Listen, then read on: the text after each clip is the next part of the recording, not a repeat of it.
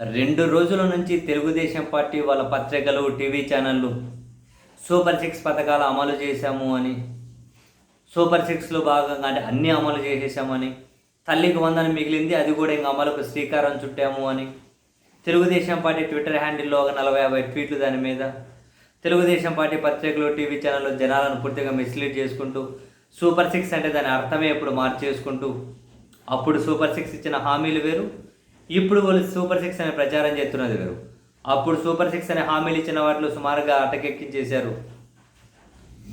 ఇప్పుడేమో super six అంటే అన్నా క్యాంటీను, పింఛన్ పెంపు, ఇంకేమంట మెగా డిఎస్సి, ఇవి సూపర్ సిక్స్ అని చెబుతున్నారు. నమ్ముతారు, నమ్మేవాళ్ళు అంటే మాకు జాలే, మిగతా వాళ్ళతో మాకేం పని అని వాళ్ళ పత్రికలు, ఆ పార్టీ వాళ్ళ బహుశా ఆలోచనలు కావచ్చు. సరే, ఈ తెలుగుదేశం అయితే ఫుల్గా ఈ విధంగా ప్రచారం చేసుకుంటుంది. ఆశ్చర్యకరంగా ఇదే కూటమి ప్రభుత్వంలో ఉన్న జనసేన, బీజేపీ వైపు నుండి ఈ అమ్మకు వందనానికి సంబంధించి ఒక్కటంటే ఒక ట్వీట్ కానీ, ఒక ప్రకటన కానీ, ఇస్తున్నాము అనే మాట కానీ ఎక్కడే కూడా అసలు వాళ్ళ ఈవెన్ జనసేన పార్టీకి సంబంధించిన అఫీషియల్ ట్విట్టర్ హ్యాండిల్లో కూడా దీని మీద ఒక్క ట్వీట్ లేదు, ఒక్క పోస్టు లేదు, ఒక ట్వీట్ లేదు, ఒక పోస్టు లేదు. మామూలుగానే జనసేన అధ్యక్షుడు, అదే ఉప ముఖ్యమంత్రిగా ఉన్న వ్యక్తి చంద్రబాబు గారు ఏం చేసినా ఆయనను పొగడడం కోసమే ఆయన ఉన్నట్టున్నారు. ఆంధ్రప్రదేశ్లో చంద్రబాబు గారిని పొగడడం కోసమే ఆయన ఉన్నట్టున్నారు. ఆ స్థాయిలో అసలు తెలుగుదేశం పార్టీ వాళ్ళు కూడా ఈ జనసేన అధ్యక్షుడు చంద్రబాబు గారిని పొగడ్తలు చూసి చిన్నపోతారేమో తెలుగుదేశం వాళ్ళు. అరే మేమేంటి ఇంత వెనకబడి ఉన్నాం, ఆయనంత పొగడలేమో అని ఆ స్థాయిలో పొగుడుతూ ఉంటారు. మరి ఇప్పుడు జనసేన పార్టీ,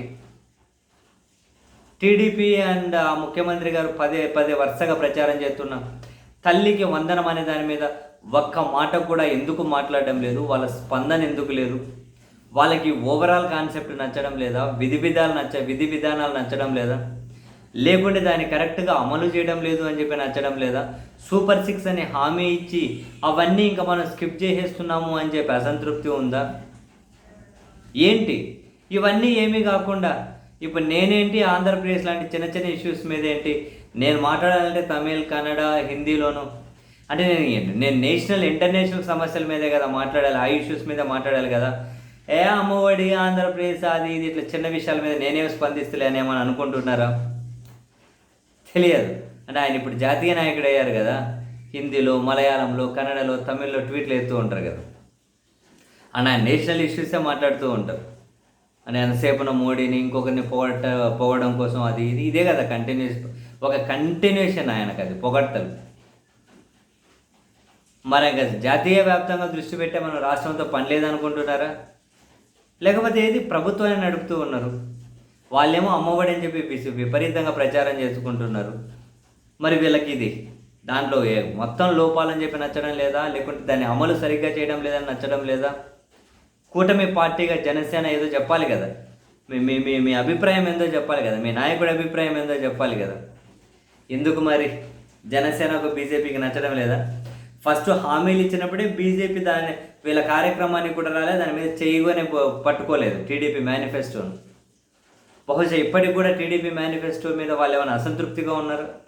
బీజేపీ అసంతృప్తిగా ఉంది కాబట్టి నేను ఆ తాను ముక్కలో ఆ జెండానే కప్పుకొని వాళ్ళ కోసమే రాజకీయం చేస్తున్నాను కాబట్టి సో బీజేపీ నేను స్పందించకూడదు అని చెప్పి ఏమైనా జనసేన అధ్యక్షుడు సైలెంట్ ఉన్నాడా? ఏదో ఉప ముఖ్యమంత్రిగా ఉన్నారు, కూటమి ప్రభుత్వంలో కీలకంగా ఉన్నారు, స్పందించాలి కదా. మరి ఎందుకు స్పందించడం లేదు? ఏదైనా మళ్ళీ ఒక వేదిక దొరికితే అప్పుడు ఇవన్నీ కలగలిపేసి పొగడితే సిగ్గుపడే విధంగా పొగడేస్తారేమో చూడాలి మరి.